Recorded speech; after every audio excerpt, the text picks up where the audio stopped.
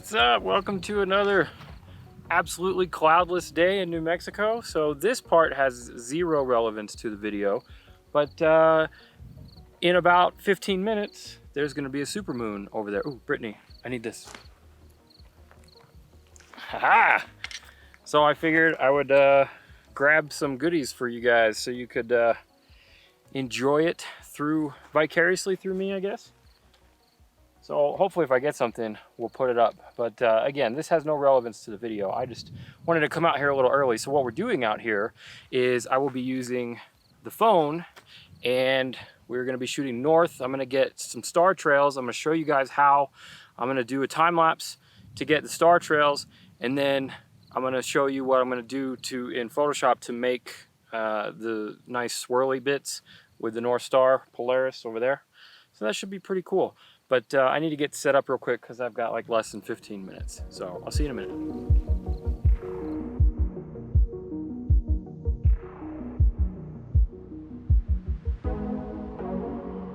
All right, well, the moonrise, I think, without having seen the footage, was a complete success. So hopefully you guys already saw it and hopefully you enjoyed that. I just realized that's the last supermoon of the year. And I realized that during this crazy times that not everybody could go out here to these awesome places to see it. So that's why I'm stoked to be out here. So let's get to the main event here. I've got my S20 Ultra set up and I've got it exactly where I want it. It took me a minute to get the composition, but I didn't figure I needed to waste time on that. So we're just gonna go right in here. I'm in photo mode and I'm just gonna go straight to pro mode. And I've dialed in my settings already, so you can see here I've got my ISO at 200. So the good thing about having a full moon is that it's lighting up this landscape, which is really going to benefit the phone. The phone's going to be very happy with that amount of light. So then what I was able to do is go up here to 30 seconds for my shutter speed, so that's maxed out, and that's what's going to allow me to get the 200 ISO. Now, if you saw my last shooting, oh, and I have the moment lens on, the 18mm wide. If you have either the 18mm or if you have like the fisheye or something, like even that, their 15mm is even wider. But I don't have that. All I have is the 18. So you're gonna want to be as wide as possible in pro mode. And you can do it without the moment lens too. You just won't have as wide of a shot. So in this case, I found Polaris, which is the North Star, and I've got that dead center in my frame right over this nice little yucca that you can't see. And so everything's lined up there. The hardest part, so I'm going to leave this in auto white balance, but the hardest part with the S20 Ultra was the focus in pro mode. So I do have the update, and the focus for just taking normal pictures, like not in pro mode or whatever, with the autofocus has been fine. It's been great. It's been focusing. However, in pro mode with this going on, like when I slid it to the mountains, so when I hit this and I dialed it all the way up, I'm not going to do it because I have it locked in.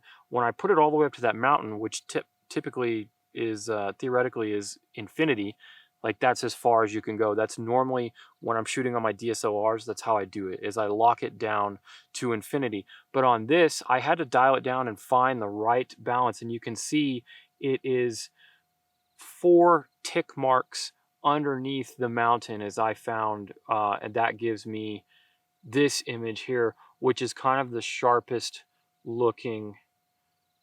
So the cactus is sharp, the stars look sharp, the mountains look sharp. So that is where I found looks the sharpest. So don't take that infinity sign for absolute, you know, like make sure that you dial it in. That took me a long time to take a shot, inch it down, take a shot, inch it down, take a shot until I got everything looking as in focus as I think it can be. So that's enough talking. So now what we're going to do is I'm going to come out of there, and now I got to find. So now I'm going to get my intervalometer app here. So this is the app. If you guys saw my long exposures with the S20 or the S20 landscape photography challenge, I used this app. So I'm going to go a little bit more into detail here. So I'm going to go ahead and open this up. So first off, we get, and you need this app to do the star trails. You have to have an app that does time lapses, and that lets me shoot in pro mode and raw and all that stuff. And so far, this is like the only app that I found that does it. And I don't think it's free. So I think it costs a couple bucks, but it's totally like 1,000,000% worth it. So it says open the camera app, any camera app you want. In my case, it's going to be pro mode. Press configure button, drag the little circle thing over the shutter button, and you're good to go. So we're going to set OK. So now we have this app. So now I can close this, and we have my floaty bit there.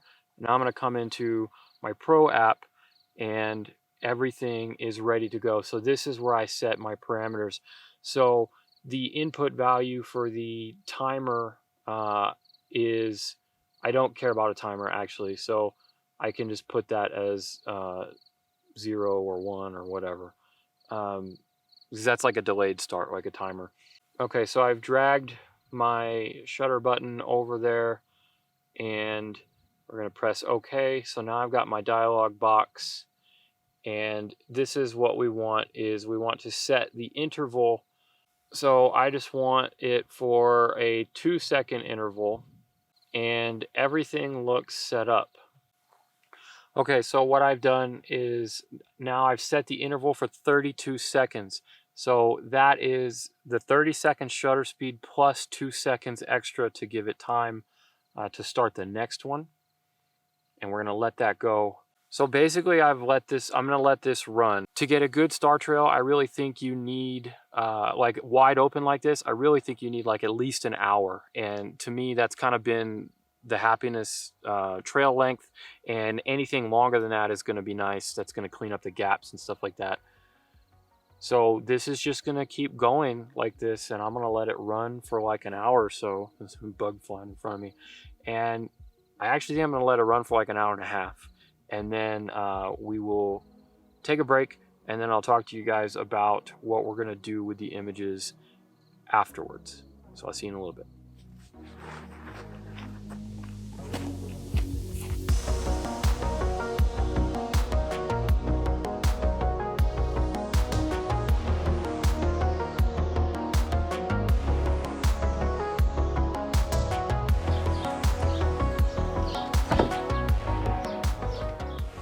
Okay, so tea time. Clearly it is no longer night. So I've had a couple of days to look at the images and the time lapse and mess around with it. And at first I thought, though I was going to show you guys how to do it in Photoshop, which is really easy, and I'll just tell you instead of show you, because I'm actually not going to use that method. I'm going to show you a different method. But if you have Photoshop and you don't have anything else, you can take all the images that you took from the time lapse and you can load them into Photoshop as layers, and then you can just select them all and then select lighten for the blend mode. I used another program called Star Stacks, and I use this every once in a while, and I need to use it more because it's a much better program for this kind of stuff. So I'm going to show you guys how to do that. So let's jump into the computer, and I'm going to show you how I put the images into Star Stacks and how I blend them, and we'll go from there. Alright, so the first thing you can do is go to Google and type in Star Stacks software. I'll leave the link below actually, so you can just click on that link below. So come in here, and I'm on Windows, so I'm going to be downloading the Windows version. So when that's done, you're going to want to come in here and unzip it. And I'm just going to put it on my desktop.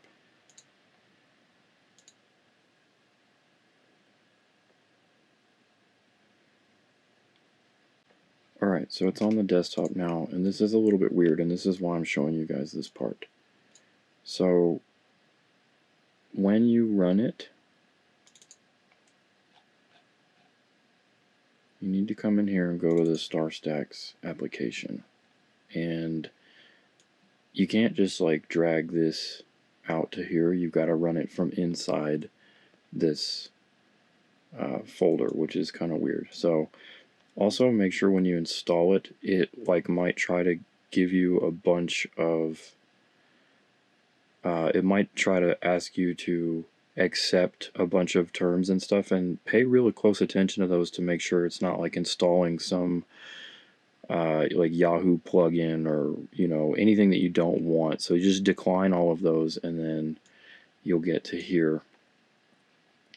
All right, so now we're in it. So this is a really plug and play thing. It's really simple, and it can do a lot of stuff, but I'm not going to go over everything it can do. I'm just going to show you guys what we've got going on here. So you can just drag and drop, or you can come in here to open.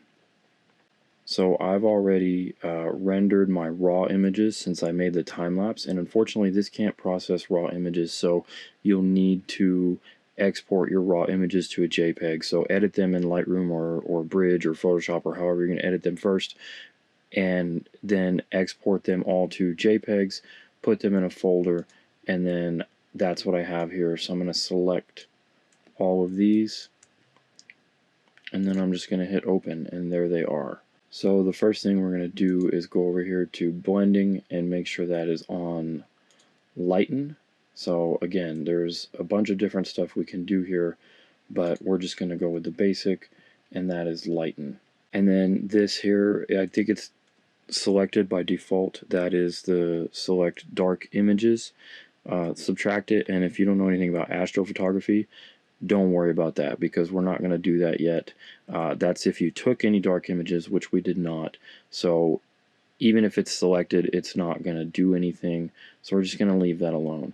We're also going to leave this alone because that's for something more advanced. So everything is ready to go. All of this in the image tab here, when you click on it, we're going to leave at default, and we're going to make sure the compression quality is at its best. And then for general, there's really nothing to do here either for the basic stuff. So we're going to go back to blending, and we're just going to, you can either go up to edit and hit start processing, or you can hit Control P. And that's it. It'll do its thing, and you can see its progress here.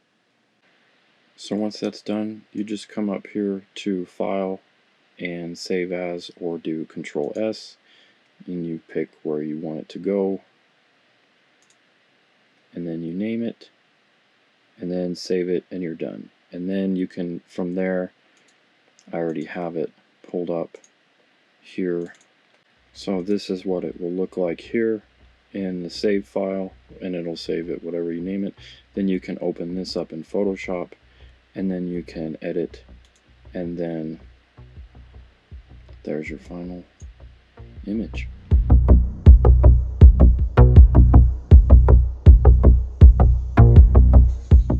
Alright, so that was it. StarStax is super simple, it's free, it's a really great program, and it does a very good job for blending. And it does a lot of other cool things too. If you want to do time lapses and then make the stars blurred and stuff like that, maybe that's a different tutorial. I'll show you guys how to do that because there's more stuff that StarStax can do.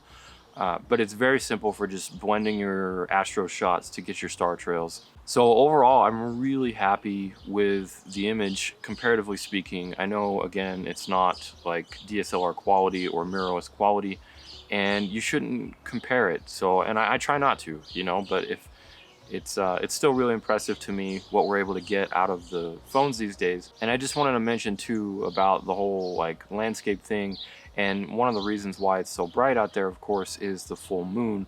So it's important that you time your star trails right if you want them to look like this. Otherwise, what I would have done if the moon wasn't out, then the landscape would have just been a silhouette. It just would have been black, So I would have taken like my LumeCube panel or something, just some sort of light, flashlight, headlight, anything, and found something just to paint, just to light up. But if you go out when there's any sort of moonlight like I had, then that's when you're gonna get the best results for a decent landscape and the stars.